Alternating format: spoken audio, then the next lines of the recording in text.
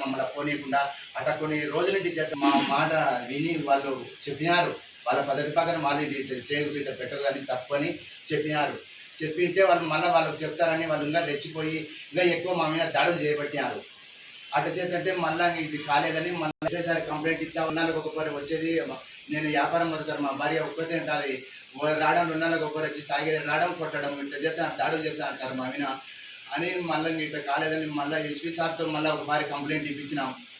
వాళ్ళు చెప్పినా కానీ కంప్లైంట్ ఇచ్చినాం కానీ ఆ కంప్లైంట్ ఇచ్చే కొద్ది మా మీద దాడులు పెరుగుతున్నాయి సార్. నువ్వు రావడం 2 నెలలకు ఒకసారి కొడతామని మళ్ళీ మేము పెట్ట బతకాలి ఊరు ఇచ్చిపోమని తప్పుదా ఉంటారు సార్. మళ్ళీ ఏం చేయాలి మళ్ళీ చంపుతారంటే సార్. ఇప్పుడు 3 రోజులే మేము ఊరు ఇచ్చి పెట్టించి మేము ఇక్కడే ఉంటాం 4 గంటల మళ్ళీ.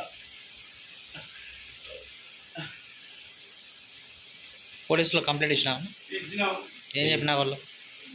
ఇచ్చినాము సార్, ఇచ్చినాము. మళ్ళీ నిన్న పోయి మళ్ళీ ఎస్పీ సార్ కాడికి పోయి మళ్ళీ ఆడికి పోయి ఎస్పీ సార్తో కలిసి ఇచ్చినాము. ఎన్ని రోజుల కింద ఇచ్చినారు? నిన్న పోయి వచ్చినాం సార్. ఇంకా ఇప్పుడు ఉద్దారం బొమ్మని చెప్పినారు, ఇప్పుడు పోతాం సార్.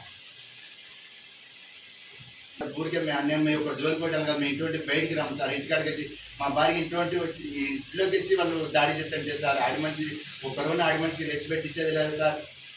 మేమేం తప్పు చేసినా చెప్పండి, మేము తప్పు చేసినామని చెప్పినా నా మేడ నేను కోచి పక్కన పెడతాను సార్. మేము తప్పు చేసినాం ఒక్కరితో చెప్పించామనండి, మేము తప్పు చేసినామంటే వాళ్ళని తప్పు చేసినారు మీరు అని చెప్పమనండి. మేము ఏ దానికైనా మేము సిద్ధం ఉన్నాం. మేము ఎవరి జోలికి పోము సార్. మేము ఇంట్లోనే బయటికి రాము, వ్యాపారం వచ్చాము, మా ఇంట్లో మేము ఉంటాం సార్. అయినా మా మీద దాడులు జరుగుతుంది. మేము ఏం చేయాలి, మేము ఎన్నాలని బతకాలి. ఇప్పుడు ఊర్లోకి పోనీకి లేదు మాకు.